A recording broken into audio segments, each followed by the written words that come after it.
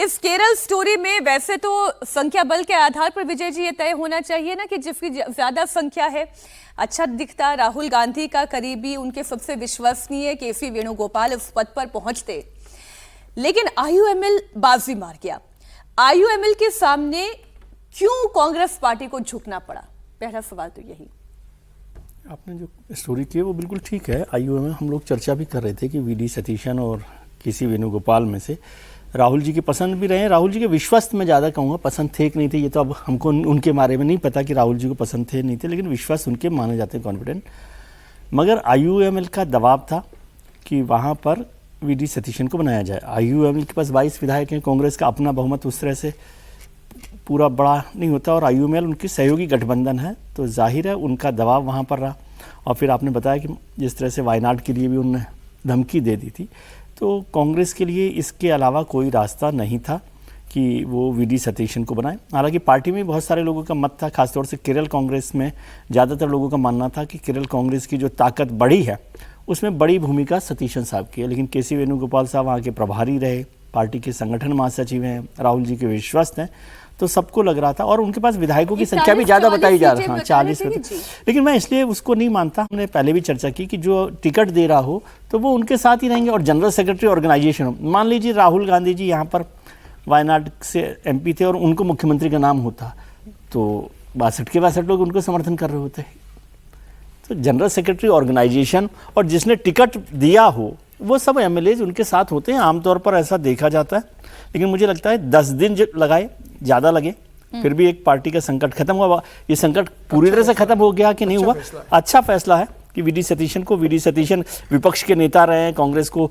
उन्होंने कहा था, मुझे ध्यान आ रहा है कि इस चुनाव से पहले उन्होंने कहा था कि यदि इस चुनाव में मैंने कांग्रेस को जीत नहीं दिलाई तो मैं राजनीति छोड़ दूंगा, सतीशन साहब ने। अब खैर ऐसा तो सब लोग राजनेता कहते हैं, मैंने अभी तक किसी को देखा नहीं है छोड़ते हुए, तो वो अलग है। लेकिन मेरे ख्याल से बेहतर फैसला है और अब केरल में कांग्रेस बेहतर कर रहा है। हम तो ये उम्मीद करते हैं कि कोई भी मुख्यमंत्री रहे, वो विजय रहे, शुवेंदु जी रहे, अपने अपने राज्य में बेहतर काम करें और जो झगड़े विवाद हैं उनसे दूर निकलकर आगे निकलकर कुछ काम करें। ये सहमति तक बात पहुंची कैसे? हमारे सहयोगी राघवन क्योंकि लगातार नजर बनाए हुए थे केरलम से, टी राघवन हमारे साथ जुड़ गए हैं।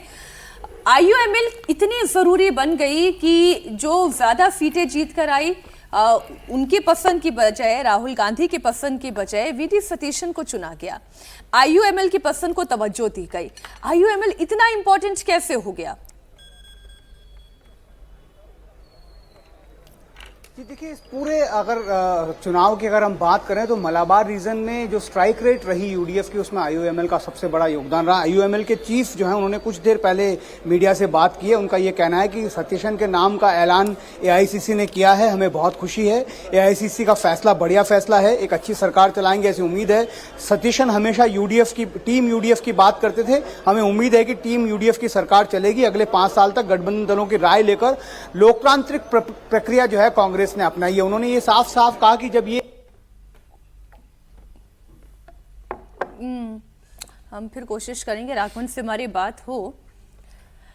राहुल नहीं, मुस्लिम लीग की चली है। देखिए, कहानी कुर्सी में हम लोग कई जब मुझे लगता है कि जब से चुनाव हुआ है और परिणाम निकले हैं उस दिन से हम लोग बात कर रहे थे कि कौन मुख्यमंत्री बनेगा। एक चलाया भी जाता था कौन बनेगा मुख्यमंत्री। तो अब उस कौन बनेगा मुख्यमंत्री में जो है वो 3 नाम निकल कर के आते थे, जिसमें वीडी सतीशन और वेणुगोपाल, इन 2 का नाम बहुत चर्चा में था। तीसरे का भी था, लेकिन 2 नाम प्रमुखता से उभर कर के आए थे। एक क्योंकि वो राहुल गांधी की पसंद थे, लेकिन हम लोग शुरू से कह रहे थे कि ये सरकार मुस्लिम लीग के कंधों पे सहारे है और मुस्लिम लीग की इस सरकार में चलेगी। तो बहुत अच्छी बात है। एक पाकिस्तान परस्त, एक पाकिस्तान समर्थक, पाकिस्तान बनाने वाली पार्टी के साथ आज कांग्रेस सेकुलर बन रही है, बड़ी अच्छी बात है। आने वाले दिनों में देखना होगा कि केरल की राजनीति में इंडियन मुस्लिम लीग कितना ज़्यादा कांग्रेस पर दबाव बनाकर मुस्लिम एजेंडा आगे बढ़ाती है। याद कीजिएगा जब सीपीएम की सरकार वहाँ पर बनी थी और यही मुस्लिम लीग जब समर्थन दे रही थी तो वहाँ पर मुस्लिम डोमिनेटेड एरियाज को अलग डिस्ट्रिक्ट देने का प्रयास दिया गया था। प्रयास नहीं हुआ था, दबाव डाला गया था और सीपीएम ने उसे कंसीड किया था। तो आने वाले दिनों में अब हम लोगों को पता लगता है भाई वो लव जिहाद का एक बहुत बड़ा सेंटर बन गया है। उसके लोग जो है वो आईएस के लिए सीरिया में लड़ने के लिए जाते हैं। तो एक बहुत बड़ा रेडिकलाइजेशन का एक हब बना हुआ है केरला। आईयूएमएल के मजबूत होने से ये और कितना ज़्यादा ऐसी ताकतें मजबूती पाएंगी आने वाले दिनों में देखना होगा। दूसरी बात, कांग्रेस जो बार बार सेकुलर वोट करती थी तो वो भी हम लोगों ने देख लिया कि असउद्दीन ओवैसी को लेकर के वो बहुत ज़्यादा बोलती है कि भाई असउद्दीन ओवैसी जो है वो भारतीय जनता पार्टी के बी टीम के तौर पर है और जहाँ जहाँ भारतीय जनता पार्टी को लगता है कि मुस्लिम वोटों का बंटवारा हो वहाँ असउद्दीन ओवैसी चले जाते हैं।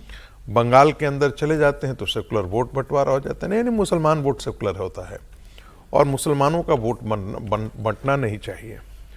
यही कांग्रेस पार्टी है जो पिछला लोकसभा चुनाव जो है वो फुरफुरा शरीफ के मौलाना के साथ मिलकर के लड़ी थी, तो वो सेकुलर थी। यही कांग्रेस के राहुल गांधी जी बाहर जाते हैं, विदेश में जाते हैं तो कहते हैं कि राष्ट्रीय स्वयंसेवक संघ और उससे अनुसांगिक संगठन बहुत खतरनाक है।